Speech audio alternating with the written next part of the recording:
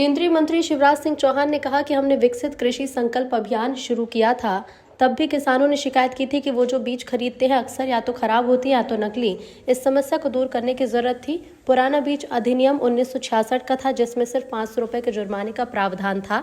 ये ज्यादातर असरदार नहीं था, इसलिए एक बीज अधिनियम की जरूरत महसूस हुई जो किसानों को घटिया नकली बीज सप्लाई करने वाली कंपनियों या व्यक्तियों से प्रभावी ढंग से बचा सके, और जो जानबूझकर ऐसा करते हैं उन्हें कड़ी से कड़ी सजा भी दी जा सके।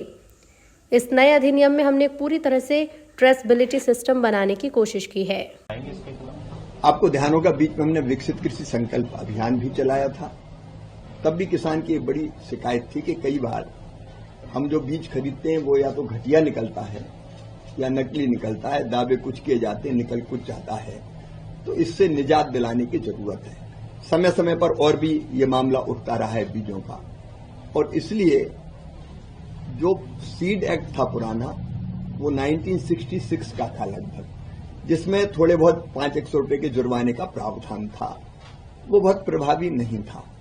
इसलिए आवश्यकता इस बात की महसूस की गई कि एक ऐसा सीड एक्ट जो प्रभावी रूप से अगर कोई घटिया या नकली बीज प्रदाय करता है, कोई कंपनी कोई और, तो उस बीज से हम बचा सकें किसानों को, और अगर कोई ऐसा करता है जानबूझ के तो उसको सख्त दंड की व्यवस्था की जा सके, ताकि घटिया बीज जो किसानों को बेच दिए जाते हैं वो बेचने वाले दंड के कारण भी और सिस्टम के कारण भी डरें। ऐसे प्रावधान इसमें किए गए ताकि हम किसानों के लिए अच्छे बीज सुनिश्चित कर सकें।